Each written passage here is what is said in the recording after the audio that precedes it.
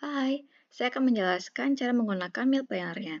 Pertama, kita klik Start di sini, lalu tonton video tutorialnya. Nanti akan disambungkan ke YouTube. Lalu yang kedua, kita lanjut ke meal plan-nya. Ini adalah tampilannya. Yang pertama kita isi adalah budgetnya. Bebas ya, untuk 1 minggu, 1 bulan, 2 minggu. Saya coba isi untuk misalnya 1 minggu, 1 juta. Maka otomatis chart budgetnya akan terlihat. Untuk total belanja, selisih, dan juga status, nanti akan keluar dengan otomatis. Yang kedua, kita bisa isi tanggalnya. Ini untuk isi bulan, ubah-ubah di sini. Tanggal misalnya di tanggal 2, maka hari berikutnya akan menyesuaikan sampai ke bawah. Untuk porsi, ini satu porsi bisa untuk 2 orang. Misalnya saya isi 1 porsi ya. Kemudian yang ada kategorinya, ada karbo, protein, sayur, dan juga snack. Kita klik dan drop di sini, atau segitiga ini. Ada nasi putih, nasi goreng, mie. Ini kebetulan saya sudah tuliskan menunya, contoh menu. Misalnya nasi putih, proteinnya misalnya ayam gongso, sayurnya tumis kangkung, dan snacknya misalnya bakwan jagung. Nanti kita bisa tambahkan menunya sesuai dengan selera kita. Kita cek dulu ya, apakah bahannya keluar, ini bahan-bahan yang dibutuhkan, dan di sebelah kanan ini adalah daftar bahan yang perlu dibeli. Kenapa ada 2? Karena di daftar bahan yang dibutuhkan, kita bisa mengurangi bahan yang tidak perlu dibeli. Misalnya nih, saya tidak perlu beli air, maka air akan dikurangi di sini. Saya tidak perlu beli ayam karena masih ada ayam, maka ayam akan dihilangkan dan otomatis mengurangi harga total. Oke, kemudian kita lanjut cara menambahkan menu. Kita klik sheet menu, misalnya kita tambahkan karbonya kentang goreng. Maka di kategori karbo akan muncul kentang goreng. Kita klik ya, apakah bahannya ada sesuai abjad?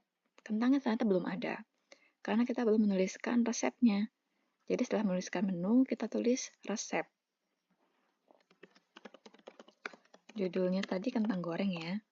Bahannya kentang, misalnya kita butuh 0,5 kilo. Selanjutnya, kita ada resep kentang lagi. Satuannya juga harus sama kilogram ya. Kita cek apakah bahannya keluar. Kentang sudah keluar ya, 1,5 kilo. Tapi harganya masih kosong. Karena kita belum tuliskan harga bahan. Jadi kita tulis dulu di sheet harga bahan. Kentangnya. Tadi satuannya kilogram. Jadi ini adalah harga per kilogram. Misalnya 16.000. Jangan lupa satuannya ditulis. Kita cek ya. Kentang 16.000. Karena kita 0,5 kilo butuhnya, jadi harganya 8.000 yang dibutuhkan. Ini sudah ditambahkan ke harga totalnya.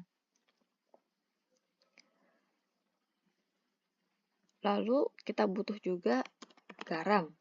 Misalnya 2 sendok teh. Kita cek apakah keluar garam 2 sendok teh ditambahkan. Ternyata belum. Kenapa? Karena di setiap bahan yang ditambahkan, kita harus tulis juga judulnya. Sama ya, kentang goreng. Sekarang kita cek apakah sudah jadi 3 sendok teh ya. Begitu juga dengan daftar bahan yang perlu dibeli. Jadi setiap kali kita menuliskan bahan, kita juga harus tuliskan judul menunya. Sama semua.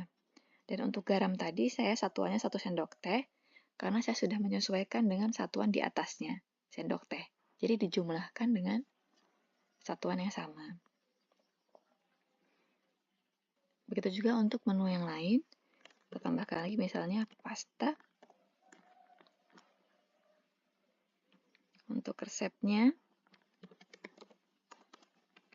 kita butuh makaroni 1 kilogram, saus sambal 1 botol, Jangan lupa dituliskan judul di setiap bahannya. Lalu kita lanjut ke harga bahan. Makaroni tadi per kilonya misalnya 20.000 ya. Lalu saus sambal per botolnya 15.000 deh. Satunya sama. Kita cek ya. Ceknya di mana aja bisa. Jadi di mau week berapapun bisa. Misalnya karbonya tadi pastanya apakah keluar? Makaroni keluar ya. Dan saus sambal. Otomatis akan menambahkan di harga totalnya. Dan tentu saja akan mengubah chart budgetnya. Misalnya, budget kita di bawah total belanja. Misalnya budget kita 50.000. Maka statusnya akan terlihat over budget. Jadi ini untuk mengingatkan saja, kalau tanda merah ini berarti budget kita tidak cukup atau kurang. Kalau kita ubah lagi ke misalnya 100.000 saja, statusnya aman kembali. Jadi ini hanya untuk pengingat saja. Di sebelah sini, ini otomatis untuk tanggal harinya. Notes ini bisa diisi untuk tambahan saja. Begitu juga untuk to-do list, bisa kita klik. Dan ini adalah alamat Instagram yang nanti bisa tanya-tanya, langsung DM saya aja. Seperti itu saja caranya. Mudah kan? Terima kasih ya, semoga membantu.